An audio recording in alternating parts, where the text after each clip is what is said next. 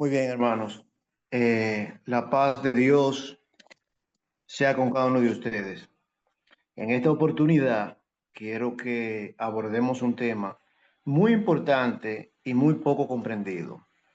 El tema para esta ocasión, como reza en el link que nuestro hermano Jesús compartió el día de hoy, se titula La redención del hombre. Pero dentro de la redención del hombre hay muchas cosas que nosotros podríamos hablar y decir y cosas que la gente está equivocada con respecto a ello. Entonces, vamos a tocar una perspectiva bíblica sobre el logro de la salvación. Ese sacrificio que Cristo hizo en la cruz, que comúnmente nosotros decimos que murió por nuestros pecados. Entonces, el tema de redención es el tema más importante que una persona puede escuchar en esta vida, porque les habla de aquello que nuestro Dios decidió hacer para servir a la humanidad. Lamentablemente, siempre surgen contradicciones, pero debemos entender que la voluntad final la tiene la Biblia, la tiene la palabra.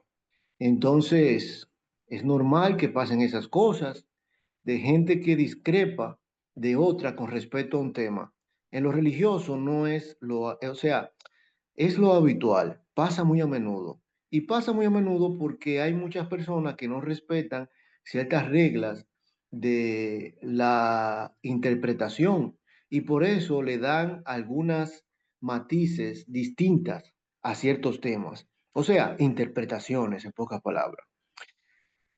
Queremos hablar en esta noche y vamos a hacer alusión a algunos grupos religiosos. Voy a mencionar algunos nombres, hermanos, pero no quiero que usted bajo ninguna circunstancia vaya a pensar que lo estoy haciendo, número uno, en tono despectivo.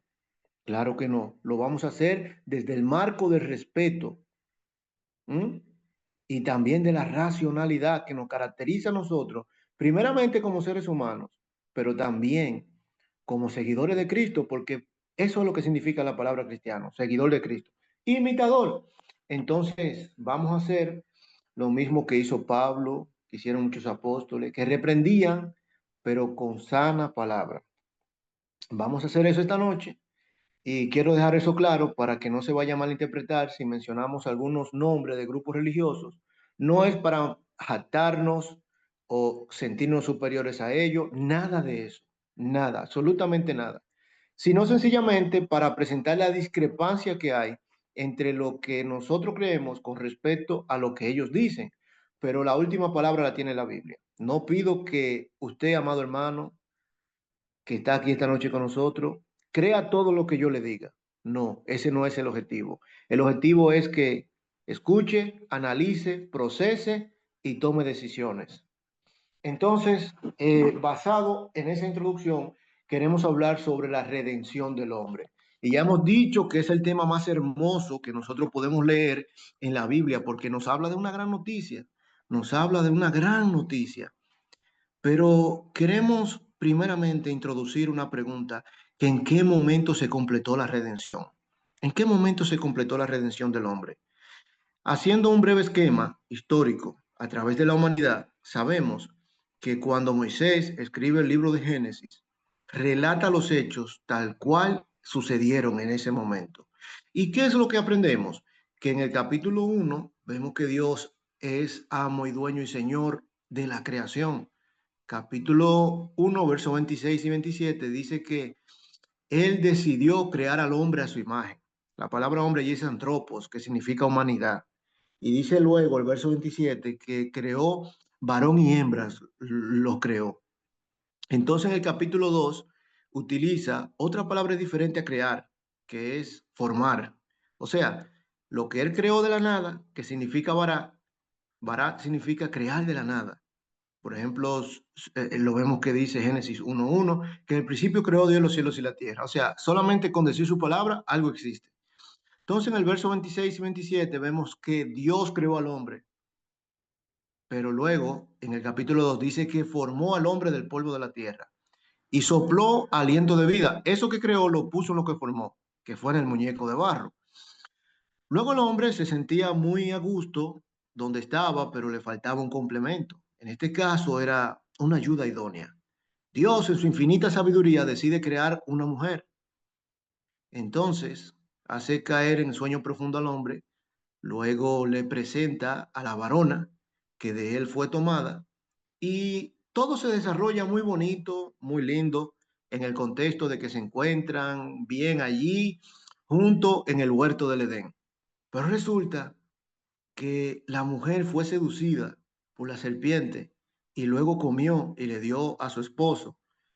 Y por ende, desobedecieron la palabra de Dios y desgraciadamente vino la ruina sobre la humanidad. Porque dice Romanos 5:12 que el pecado entró al mundo por un hombre. O sea, el pecado, el mal en sentido general, entró al entorno, los sufrimientos, el conocimiento del bien y del mal, las enfermedades, todo empezó a deteriorarse y ya moralmente conocíamos mucho sobre lo que es bueno y lo que es malo. Allí específicamente empieza el proceso de redención del hombre. Cuando Dios le dice a la serpiente, y pondré enemistad entre tu simiente y la simiente suya y ésta te herirá en la cabeza y tú le herirás en el calcañar. La palabra simiente allí es interesante porque viene del hebreo cera, que si lo traducimos al idioma griego es esperma, que en español concretamente es la palabra semilla, que nosotros conocemos de cualquier fruto. Entonces, la simiente o semilla que estaba hablando el mismo Dios allí era Cristo. Por eso decimos que el proceso de redención del hombre inició en ese preciso momento. No obstante, nosotros podemos encontrar, amados hermanos, estimados amigos, que allí empezó todo el proceso de redención del hombre, el rescate por el hombre. Entonces, no es algo inusual que nosotros vemos que cuando Cristo se encontraba con los apóstoles, dice en Mateo 26-28, cuando estuvo allí introduciendo en la cena pascual algo diferente que se llama Cena del Señor. Él dijo eh, en Mateo 26, versículo 28, que su sangre iba a ser derramada por muchos. Allí la palabra, cuando dice esto en este texto, está usando un lenguaje o una figura que se llama prolepsis. Por ejemplo, ¿no has escuchado un término que dice el Cordero de Dios destinado desde antes de la fundación del mundo? Ya destinado desde antes de la fundación del mundo. O sea, el Cordero de Dios, Cristo. Pues esta figura se llama prolepsis, que nos anticipa algo que va a suceder, que se da por hecho. Entonces, allí vemos que Dios tiene que iniciar un proceso de redención, de recuperación del hombre. Y por ende, esta semilla que le dice que de, por ejemplo, a la mujer, que le dice a la serpiente de la mujer, vemos que Dios llama a un hombre llamado Abraham. Abraham era un hombre muy temeroso de Dios, pero no obstante, amados hermanos, vemos que Dios dijo que haría que iba a ser padre de muchas naciones, Abraham.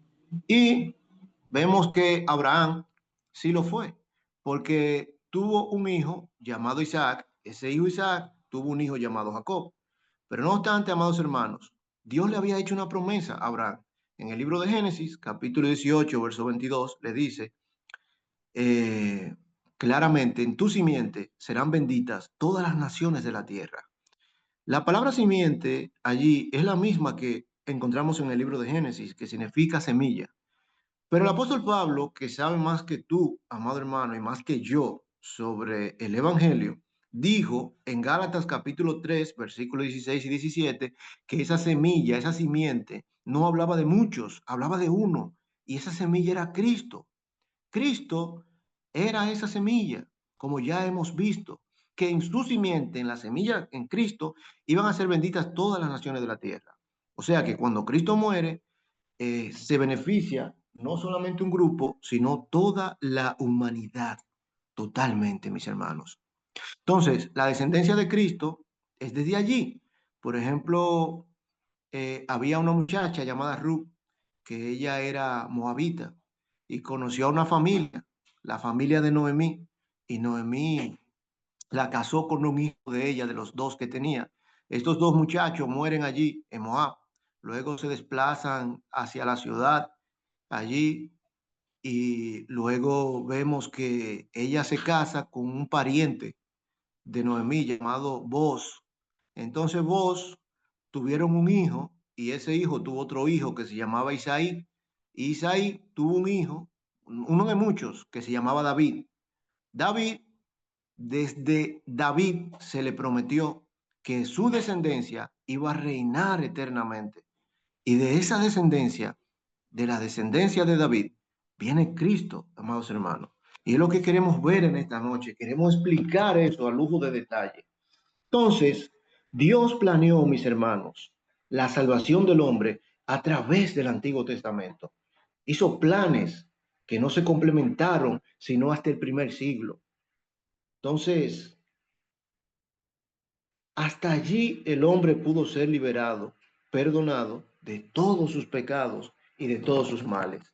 Entonces, la mayoría de religiones enfocan toda su atención en la cruz literal, en la cruz literal. Y es tan así que en la cruz literal, que nosotros vemos que la literalizan tanto, que muchos en sus casas ponen una cruz literal a la entrada de sus casas, pero también en el cuello se coloca una cruz también, hermanos.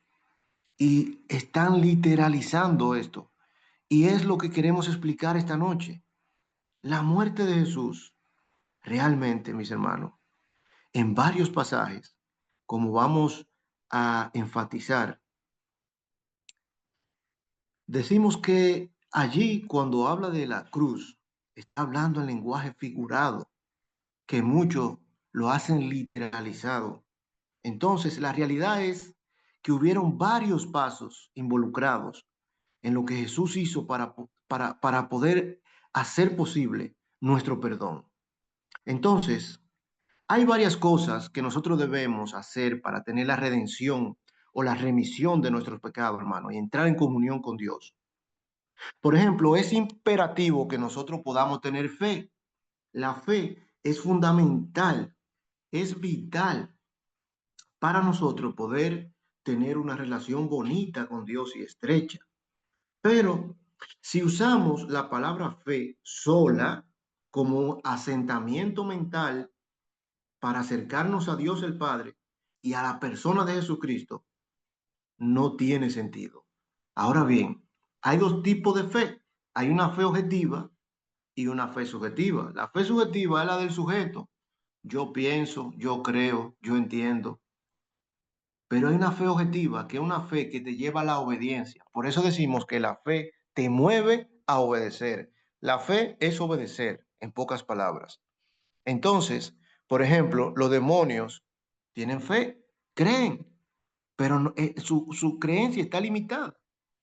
Entonces, una persona que dice que cree en Dios y que tiene fe en Dios, pero no obedece, en realidad tiene una fe subjetiva. Una fe del sujeto no tiene fe objetiva, o sea, en la obediencia al Evangelio, mis hermanos, porque dice claramente, Romanos 10:17, que la fe viene por el oír, pero el oír, ¿qué? La palabra de Dios. Entonces, hay palabras sinónimas allí, que es fe, creer y obedecer. Van de la mano, mis hermanos. En este contexto significan lo mismo.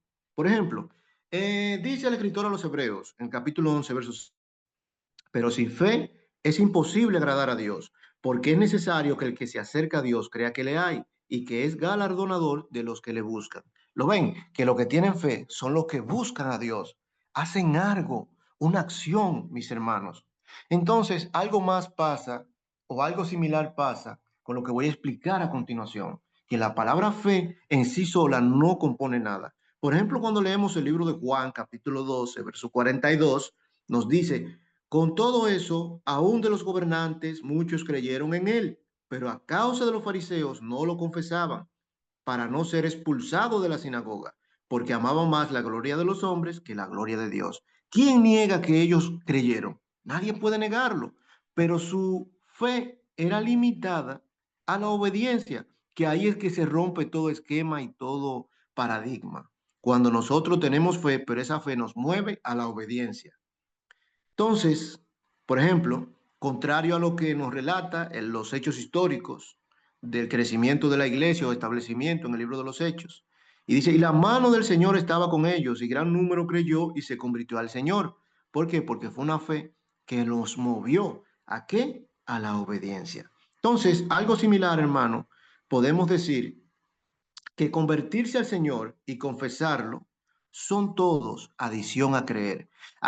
Hoy en día se nos ha enseñado, a mucha gente se le ha enseñado, que con nada más creer, ya solamente eso basta y podemos ser salvos en ese momento. Pero no es verdad, porque la palabra creer también significa obedecer. Y muchos tienen como un talismán y cuelgan sobre su cuello Juan 3:16, que dice que de tal manera amó Dios al mundo que ha dado su Hijo unigénito para que todo aquel que en él crea no se pierda, más tenga vida eterna. Este es uno de los textos que todo el mundo conoce, pero pocos comprenden realmente. ¿Por qué? Porque no entienden que la palabra creer allí significa completamente obedecer. Entonces, para nosotros poder comprender este aspecto, debemos dejar estos puntos claros.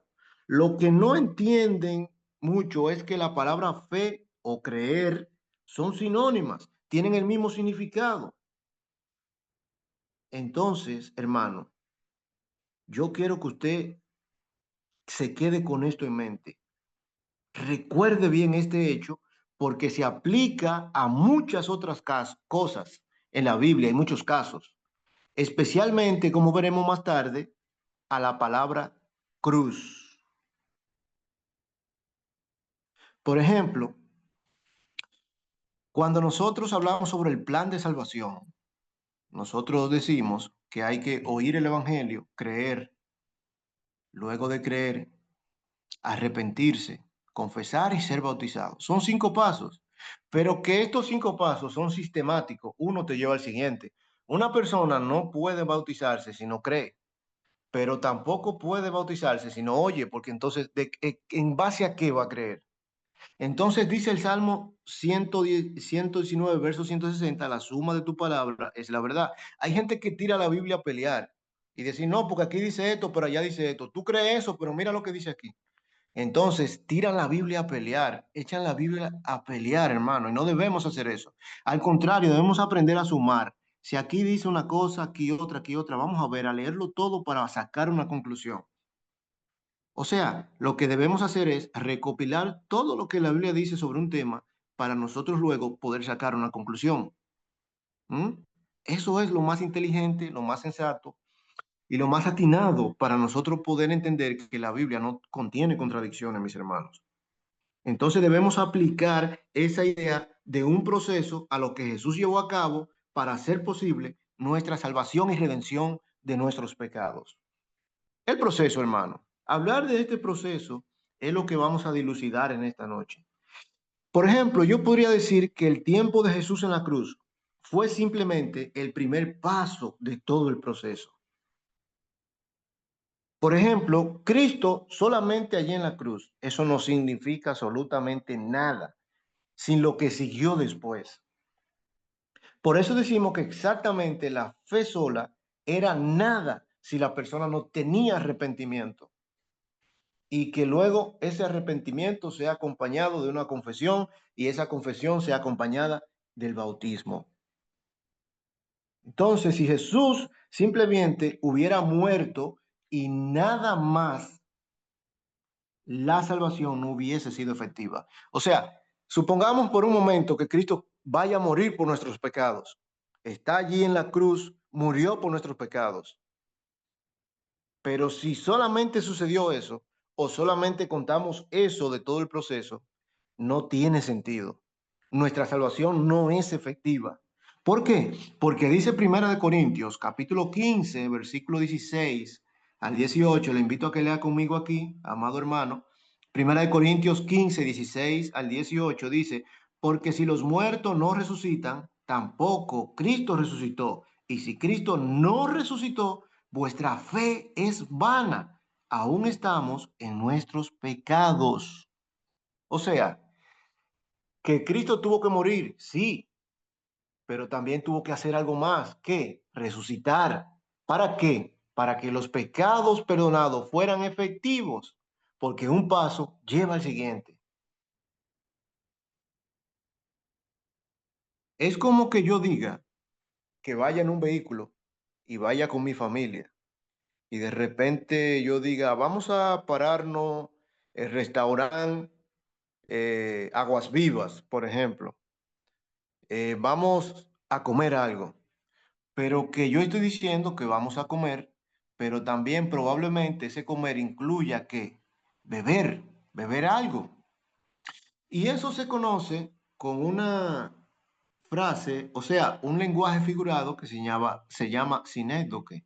Cuando yo pongo una parte por el todo, por ejemplo, cuando yo digo México representó, por ejemplo, no sé, por ejemplo, vamos a hacer un caso concreto, pero imaginario, ficticio. El grupo de fútbol, los Tigres de Tijuana, representaron a México en la Copa Mundial de Fútbol. Yo puedo decir, México ganó la Copa Mundial de Fútbol.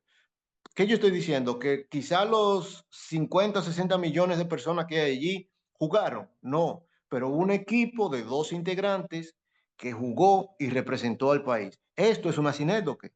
Cuando decimos que la muerte de Cristo nos limpia de todo pecado, estamos diciendo lo mismo, estamos en realidad englobando una parte del proceso que incluye todo. A eso nos referimos, hermanos. Entonces, en sí solo, si Cristo murió por nuestro pecado y no resucitó, entonces nuestra fe es vana. Lo que creemos es vano y nuestro pecado no fueron perdonados. Y vamos a ver por qué. Sin embargo, nosotros podemos decir que al mismo tiempo, si no hubo nada siguiendo a la resurrección de Cristo de los muertos, eso habría significado el fin del proceso. Pero, ¿qué involucra todo eso? Primeramente, debemos decir que pasaron varias cosas para que Dios pueda redimir al hombre completamente. Pasaron varias cosas, especialmente 4 cosas que queremos explicar esta noche. Primero, debemos preguntarnos, ¿cuándo fue creado el reino que fue prometido en el Antiguo Testamento? Claro, porque debemos entender que a Cristo profetizaron los profetas en el Antiguo Testamento que se sentaría en el trono de David, su padre, y reinaría, y que su reino sería de dominio universal. Pero ¿en qué momento ocurrió esto, hermanos? Otra cosa, el Antiguo Testamento también dijo que él sería sacerdote y rey al mismo tiempo.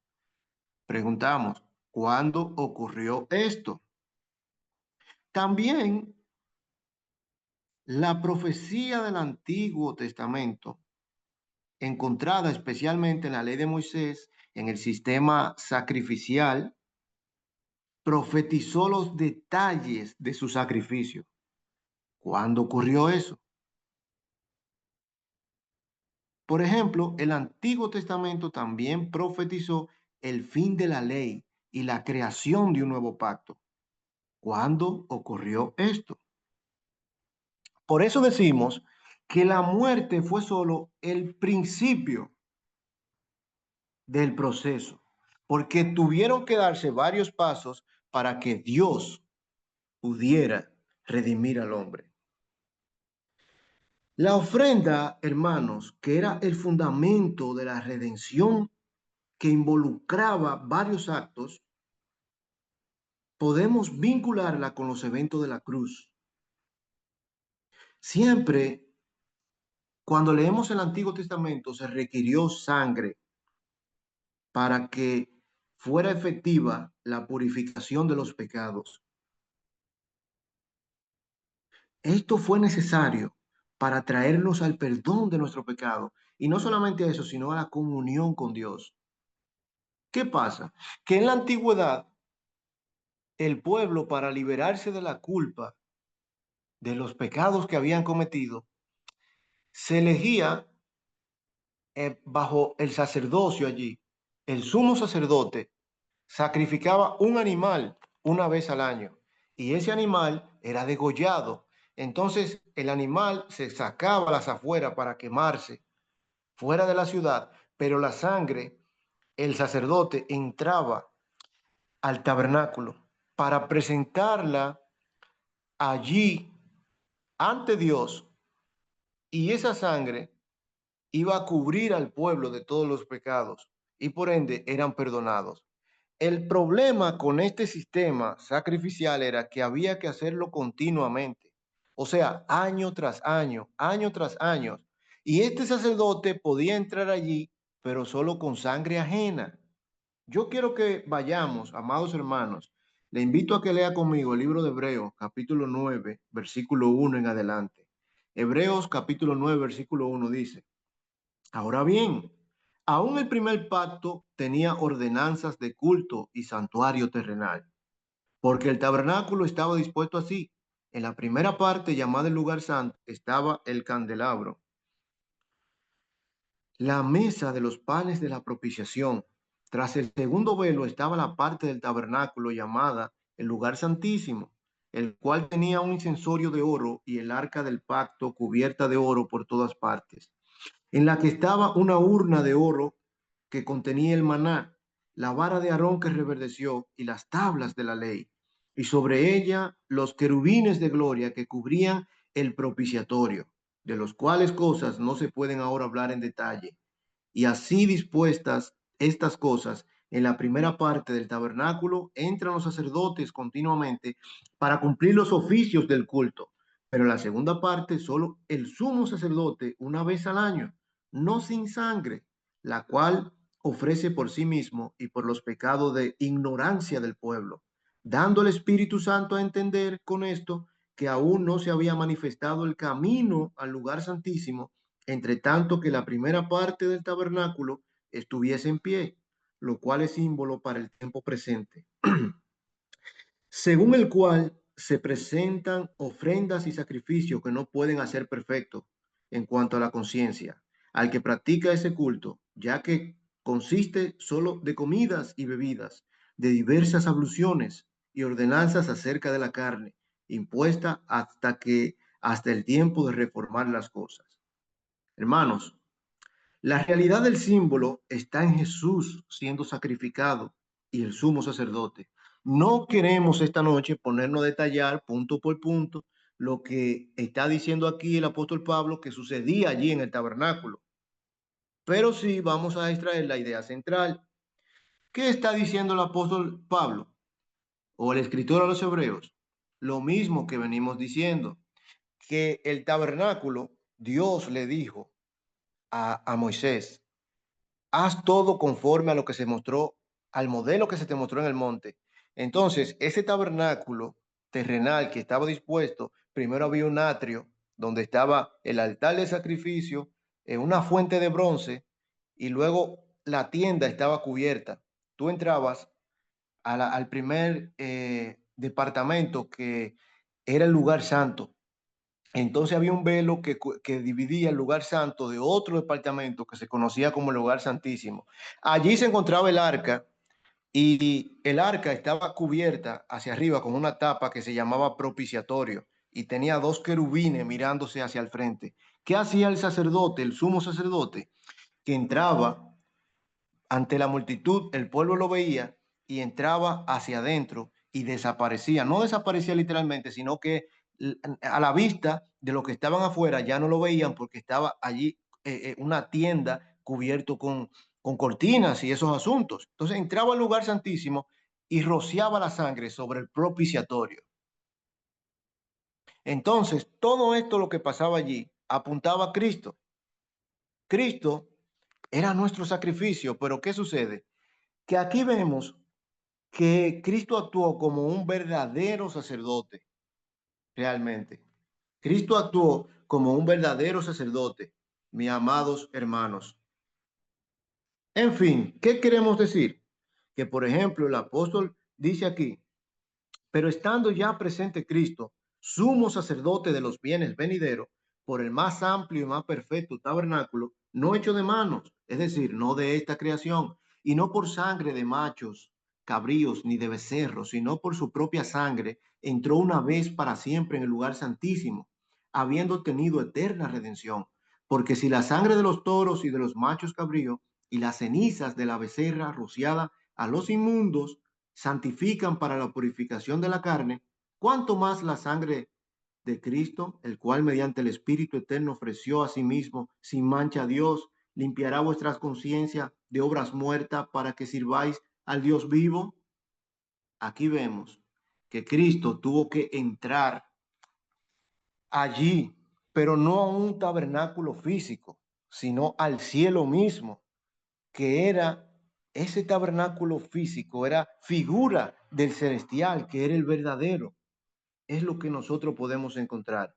Quiero seguir leyendo aquí en el capítulo 9, verso 23. Dice, fue pues necesario que la figura de las cosas celestiales fuesen purificadas, sí, pero las cosas celestiales mismas con mejores sacrificios que estos, porque no entró Cristo en el santuario hecho de mano, figura del verdadero, sino en el cielo mismo, para presentarse ahora por nosotros ante Dios y no para ofrecerse muchas veces como entra el sumo sacerdote en el lugar santísimo cada año con sangre ajena.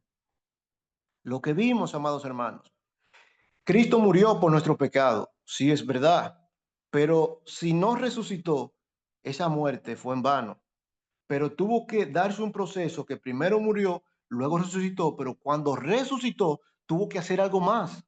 Tuvo que presentarse ante el Padre, subir hacia arriba y presentarse él mismo para hacer efectivo todo esto que venimos viendo. Y aquí se completa el proceso de redención. Es así, mis hermanos. La frase aquí, en la primera cita del verso 12, como vimos, que dice habiendo obtenido, gramaticalmente hablando, es la misma que se refiere especialmente cuando dice entró. Habiendo tenido y entró, gramaticalmente es la misma frase, por decirlo así. Cristo tuvo que entrar allí, al lugar santísimo. O sea, el sumo sacerdote degollaba el animal, pero luego entraba a presentar la sangre allí. Entonces, todos los hombres iban y tocaban el animal en la cabeza. Esto era como símbolo de transferir el pecado a ese animal simbólicamente. Entonces, cuando hacían esto, ese animal era el Belsasar o el maldito, el que iba a cargar con los pecados. Entonces, lo interesante de todo esto, hermano, que debía ser un cordero, y ese cordero debía ser sin mancha y sin defecto. Se revisaba de arriba abajo para ver si tenía alguna normalidad el cordero. El cordero, al fin y al cabo, era sacrificado. Cristo fue nuestro Cordero, sin mancha, sin mácula, sin contaminación, pero luego derramó su sangre, pero también tuvo que hacer él mismo como sacerdote. O sea, Cristo allí cumple el sistema sacrificial que apuntaba a Cristo y él cumplió todo. Por ejemplo, en la antigüedad, pero antes de citar esa parte, queremos hacer un paréntesis y decir, ustedes han leído, hermano, lo que dice el apóstol Pablo en 1 Tesalonicenses, que dice que con voz de mando, con trompeta de Dios, descenderá del cielo con todos sus ángeles. Pues bien, en la antigüedad, cuando se iba a hacer el sacrificio, el sumo sacerdote debía hacer todo él solo. Él solo, nadie podía ayudar. Entonces debía cargar el cordero, primero revisarlo, que todo esté bien, cargar el cordero, luego llevarlo allí delante de todo el pueblo, debía degollar el animal y todo eso. Pero antes de todo esto, él convocaba primero a través de una trompeta, sonaba la trompeta. Cuando sonaba la trompeta, todo el mundo debía dejar lo que estaba haciendo, porque ya estaba listo para ir al sacrificio. Todo el mundo debía hacerlo. Entonces, a veces nosotros confundimos las cosas hablando de los instrumentos y esos asuntos, y no entendemos que un paralelismo que hay en el Antiguo Testamento con respecto a lo que el apóstol Pablo dice que con voz de mando, con trompeta de Dios descenderá del cielo. Entonces el sumo sacerdote debía hacer todo esto solo, debía tener buenos pulmones, buena capacidad pulmonar para poder sonar, o sea, tocar la trompeta que suene en todas partes. Luego todos venían, soltaban lo que estaban haciendo, dejaban lo que estaban haciendo, todo su trabajo, y venían al sacrificio. Y allí el sumo sacerdote debía degollar el animal, sacrificarlo y con la sangre entrar al lugar santo, pasar por el lugar santo y llegar al lugar santísimo y hacer efectivo esto a través de presentar la sangre. Cristo dice aquí, como leímos en el libro de Hebreos capítulo 9, que Cristo es el sumo sacerdote nuestro. Cristo actuó de sumo sacerdote, pero también de sacrificio. Por eso, el sacrificio de Cristo fue perfecto. En pocas palabras, fue perfecto. Por eso dice en el capítulo 13, verso 11, porque los cuerpos de aquellos animales cuya sangre a causa del pecado es introducida en el santuario por el sumo sacerdote, son quemados fuera del campamento, por lo cual también Jesús, para santificar al pueblo mediante su propia sangre, padeció fuera de la puerta. ¿Qué pasó? Que Cristo antes debía sacar el cuerpo del animal para ser quemado. Cristo tuvo que, lo sacaron fuera de la ciudad para ser sacrificado. Y fue sacrificado en un lugar allí llamado el Gólgota o la Carabela, por decirlo así. El Gólgota, hermanos, este lugar esta palabra es una palabra aramea. Y encontramos que en Mateo 27:33 nos habla de este lugar donde Jesús fue sacrificado. Este lugar estaba fuera de los muros de Jerusalén, porque así lo requería la ley judía, como nosotros leemos en Levítico 24. Entonces estaba cercano a una vía pública, porque en la vía pública caminaba mucha gente. Entonces ese era el lugar favorito donde los romanos crucificaban a la gente y todo el mundo pasaba y veía a los malhechores sacrificados. Tuvo que ser sacrificado frente a toda la vista del pueblo. Así Cristo fue sacrificado frente a toda la vista del pueblo, como el sacerdote degollaba al animal sin culpa frente a todo el pueblo, mis hermanos. Entonces, esta es la analogía que nosotros podemos encontrar. En segundo lugar, el Antiguo Testamento profetizó realmente que Jesús se sentaría en el trono de su padre, de David, su padre. Ya vimos al principio que Cristo viene de la descendencia de David y que Dios le hizo una promesa a David, que de su descendencia iban a morar eternamente en su trono. Pero este trono, hermanos, no era un trono realmente literal que se estaba refiriendo, como muchas personas creen. Y esto también lo profetiza Isaías. Ya hemos visto que para hacer efectiva la redención, primero Cristo tuvo que morir, luego resucitar, pero después subir al cielo y presentarse ante Dios con sangre. ¿Para qué? Para hacer efectivo el perdón de nuestro pecado. Y dice el libro de Hebreos 7, como vamos a ver, que cambiado el sacerdocio, necesario es que haya cambio de ley. ¿En qué preciso momento se cambió la ley?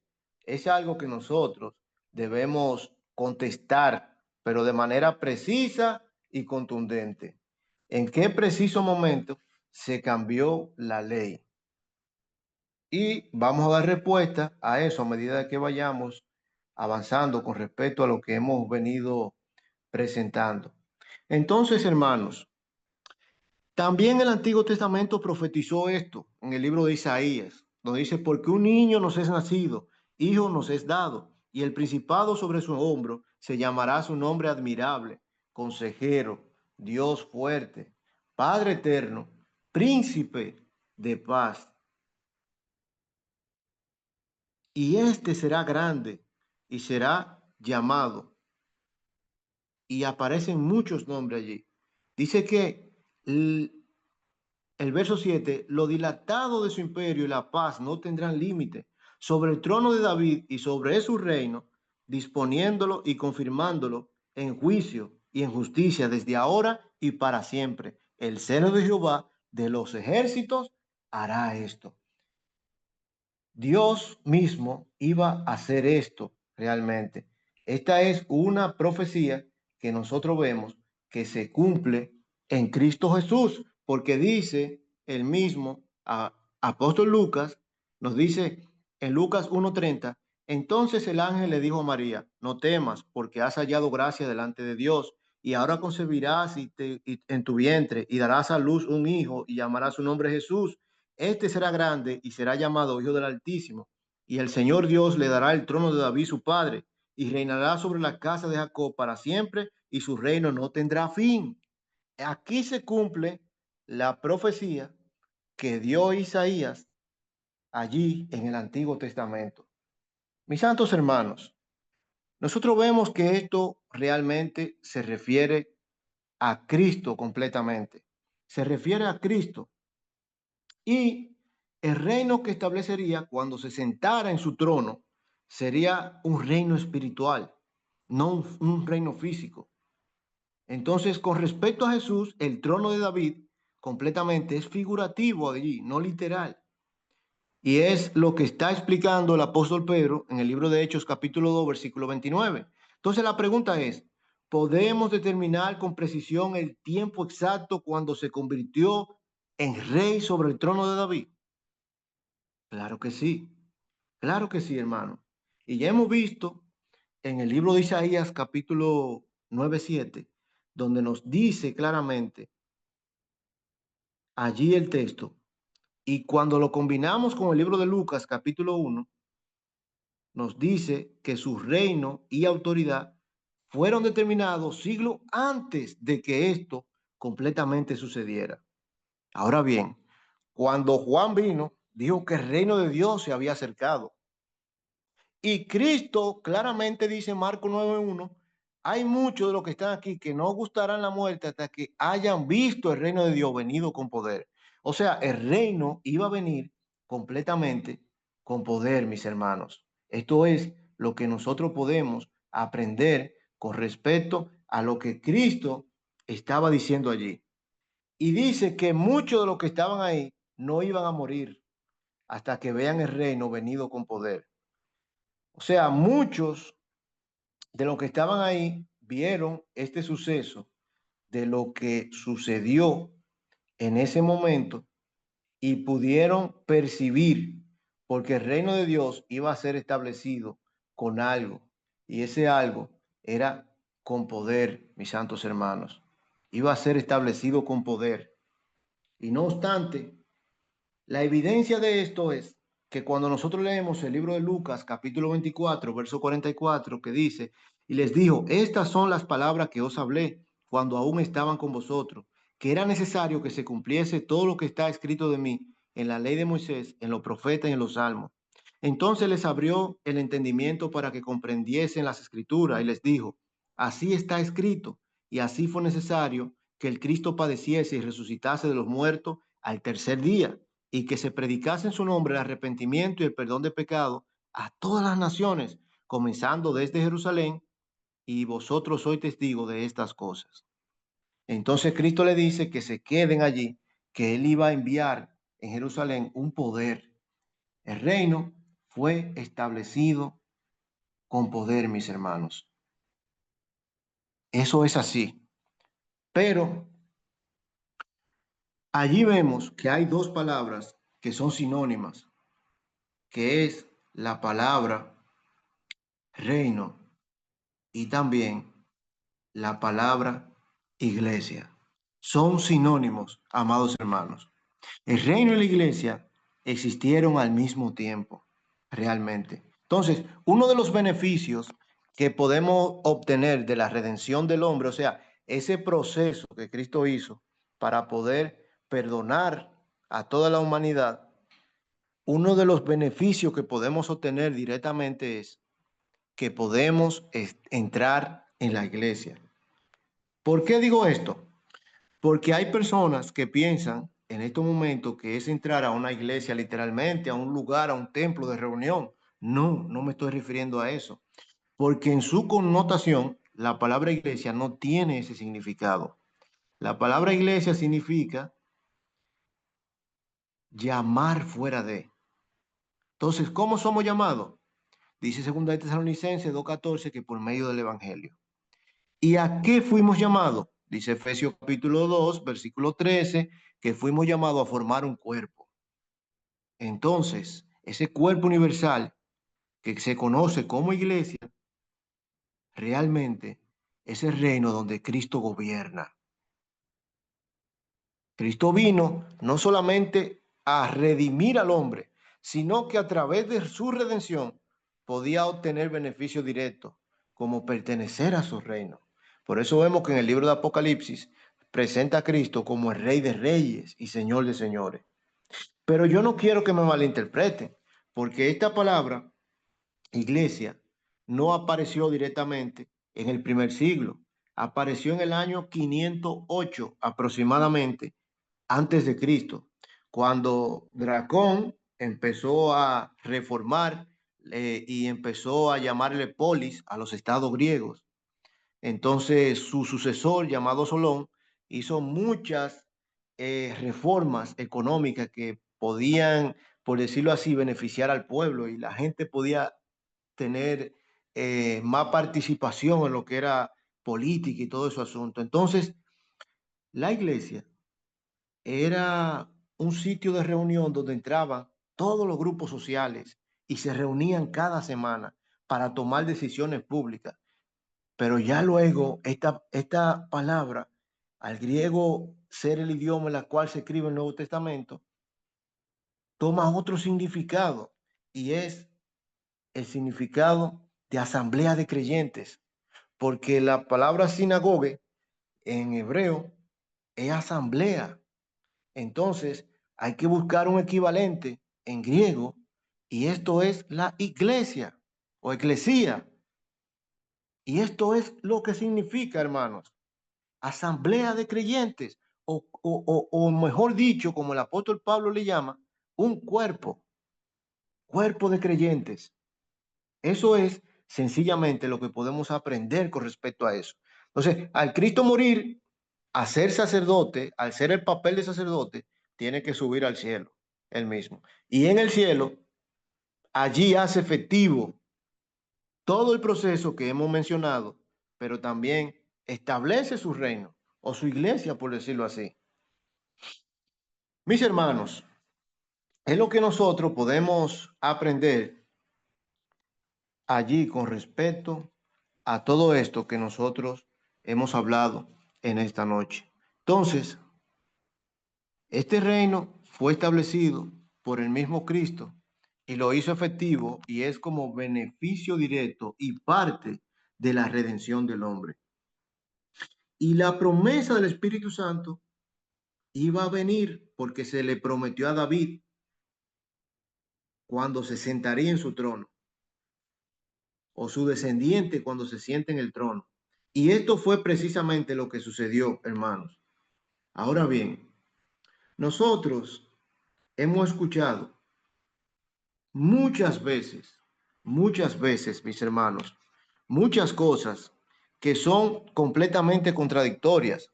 Hay mucha gente que habla del Evangelio y llega hasta punto tal, como dijimos al principio, de utilizar una cruz literal como instrumento, pensando que esto es lo que Dios desea. ¿Por qué? Porque como hemos visto, la palabra trono o el trono de David era una posición de autoridad, un trono ubicado en el cielo y no en la tierra. Por eso le dice claramente Dios al salmista, siéntate a mi diestra hasta que ponga a todos tus enemigos por estrado de sus pies. Dijo mi Señor a mi Señor en el Salmo 110. La promesa del Espíritu Santo se refiere a la promesa dada a David por el Espíritu Santo de que Dios lo sentaría en su trono. Entonces, de esta manera, el evangelio que debía ser predicado incluía la muerte, sepultura, resurrección, pero también la ascensión de Cristo al cielo. ¿A dónde? Al lugar santo, porque ya hemos visto que El santuario era figura de lo celestial.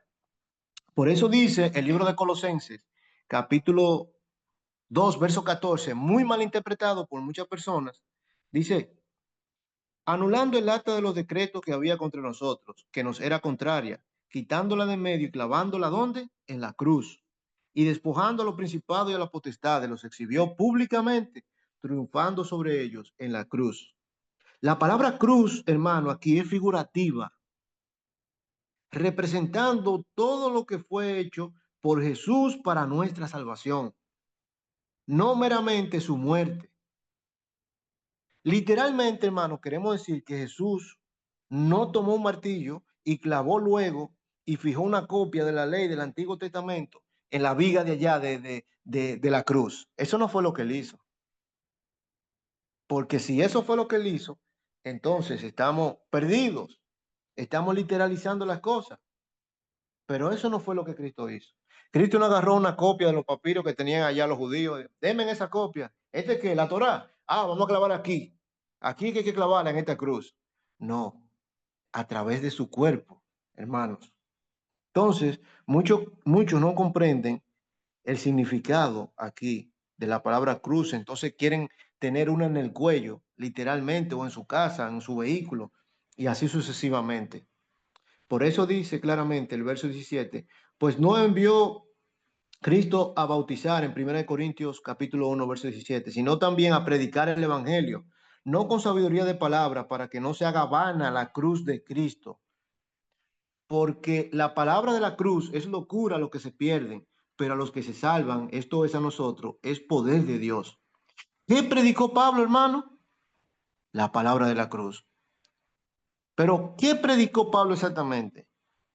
No fue meramente las vigas del madera de Jesús y que fue crucificado. La palabra es una figura que representa todo el evangelio, o sea, todo lo que hemos visto: muerte, sepultura, resurrección y ascensión. Y también dicho sea de paso que Cristo hizo el papel de sacerdote, que Cristo tuvo que hacer el papel de víctima y que también clavó el antiguo pacto en la cruz.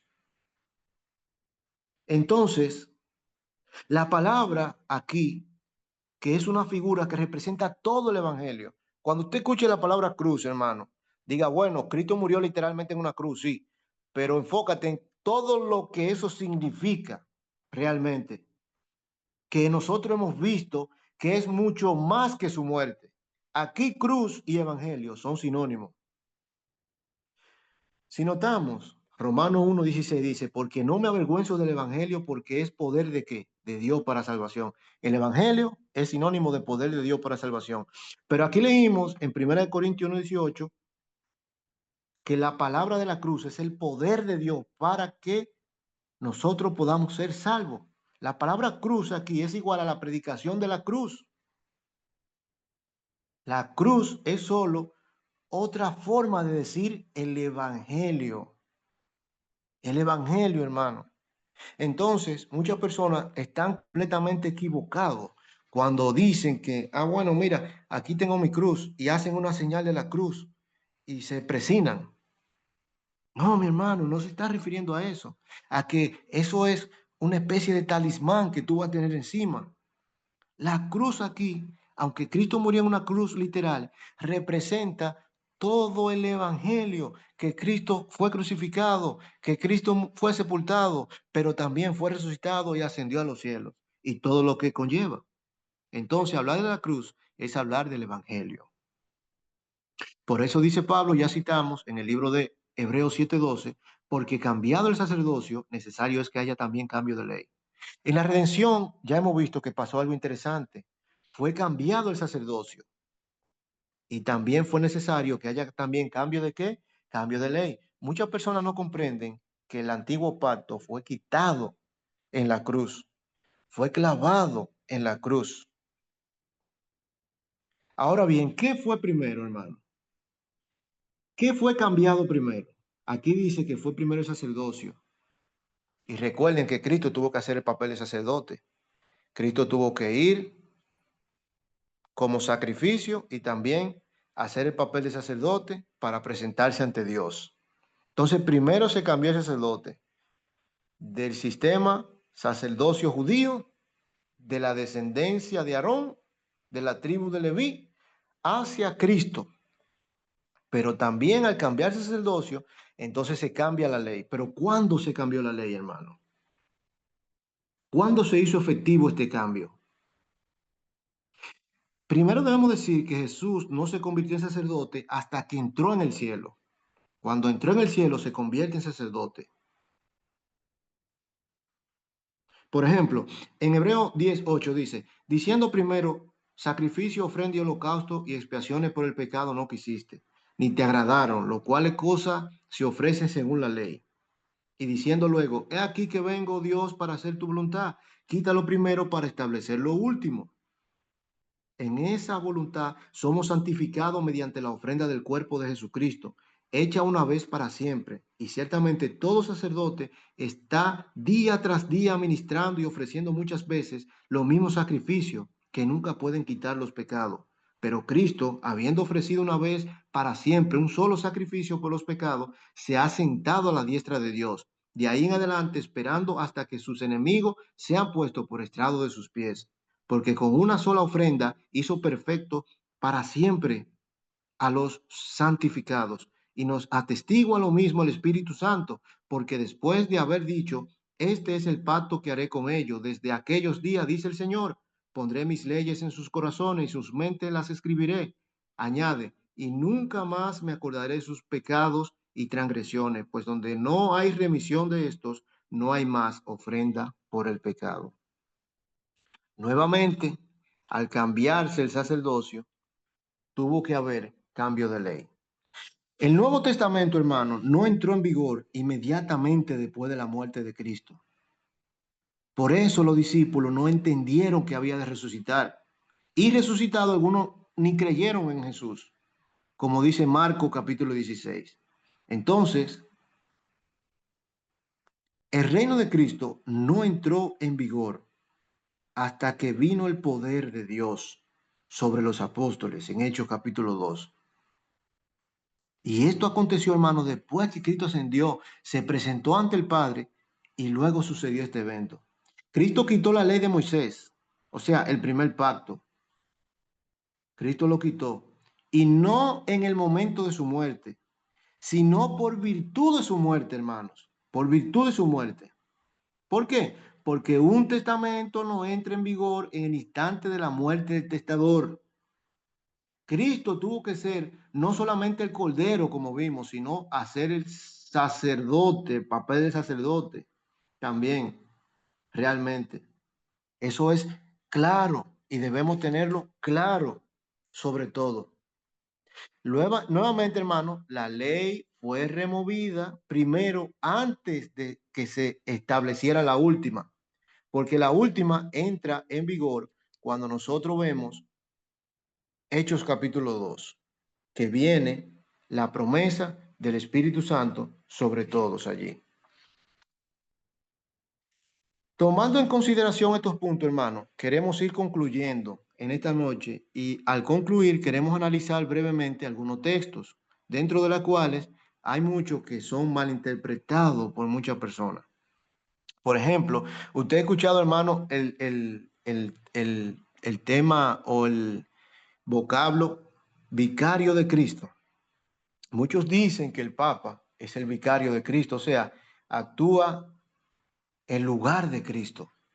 Pero entendemos que esto no es verdad, porque la palabra vicario significa sustituto o en lugar de. Por ejemplo, el vicepresidente se pone en lugar del presidente a veces, y es como si fuera el presidente hablando. Pero no pasa así porque no hay ningún vicario de Cristo. Hay muchos que dicen que la cruz estaba en medio y que esa cruz no era para Jesús, esa cruz era para nosotros. Y eso es falso.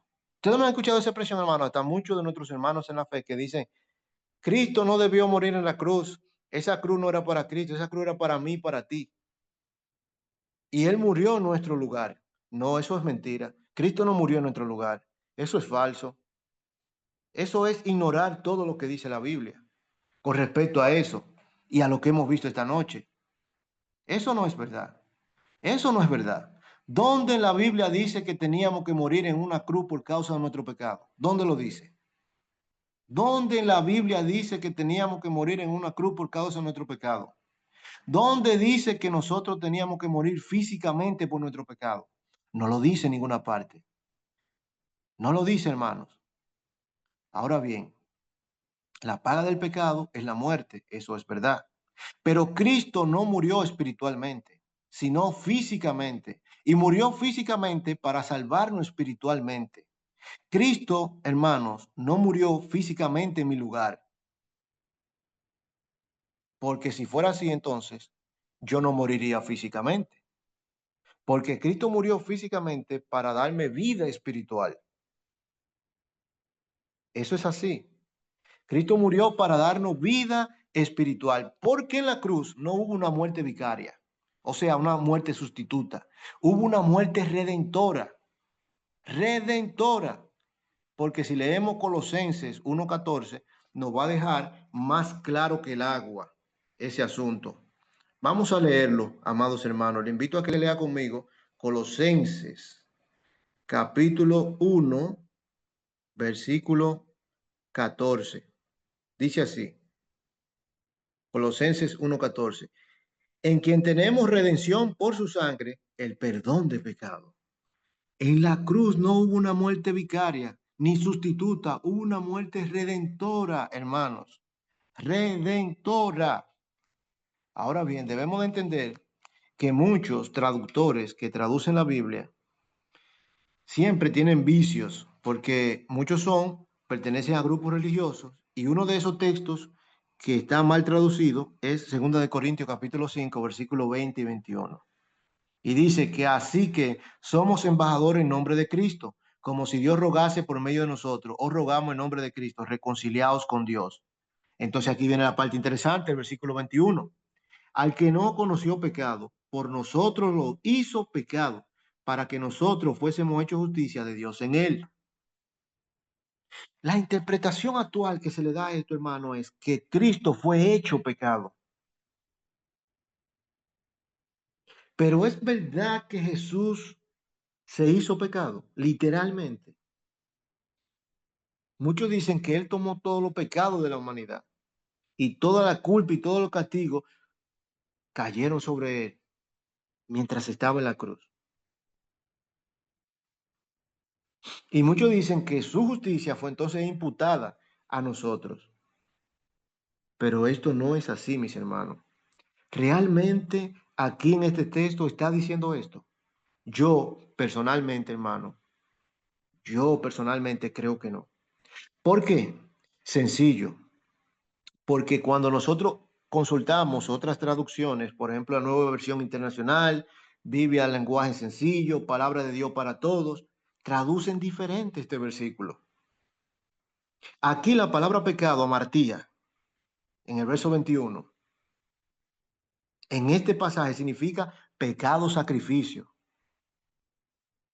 Y como vimos, es una figura del lenguaje llamada sinédoque, queriendo decir que una parte es puesta por el todo. O sea, que se da una palabra para representar otra cosa. En este caso, el sacrificio.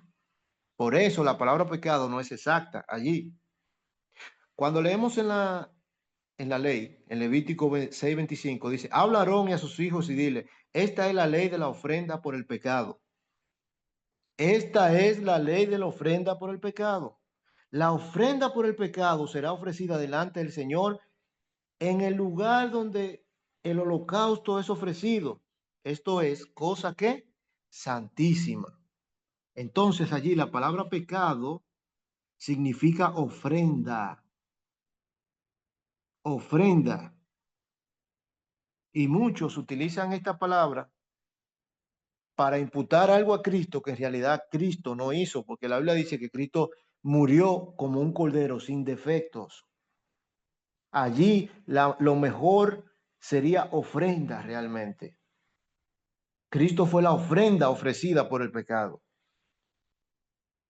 Pero estos se sujetan a malas interpretaciones y luego nosotros pensamos cosas que en realidad no lo son. Mis hermanos, ya para terminar, quiero decir que todo involucró un proceso. El proceso de redención tuvo que involucrar la muerte, la sepultura, la resurrección de Cristo y posteriormente la ascensión para ser válido y que pueda entrar en vigor lo que es el nuevo pacto. Y de esa manera nosotros tenemos acceso a Cristo. Cuando leemos el libro de Efesios capítulo 1, muchos piensan que allí está hablando de una predestinación arbitraria de personas, pero no, está predestinando un pueblo. Y no obstante, aparece una frase interesante. La palabra en Cristo aparece alrededor de 14 veces, nada más en el capítulo 1, dando a entender que la única manera de nosotros poder ser salvos es a través de Cristo, porque Cristo fue el sacrificio perfecto de Dios para hacer redimir al hombre y que pueda tener no solamente redención, sino perdón de los pecados y gozar de una buena relación con Dios. Ya hoy podemos decir que nos bautizamos para el perdón de nuestro pecado, pero tenemos el beneficio de que somos coherederos, o sea, hijos directos de Dios. ¿A través de quién? De Cristo, que abrió el velo, o sea, el camino hacia el Padre. Esta es la noticia más grande que nosotros podemos encontrar en la Biblia para nosotros, en la cual Dios puede redimirnos a través de su Hijo. Mis santos hermanos, muchas gracias por su buena atención.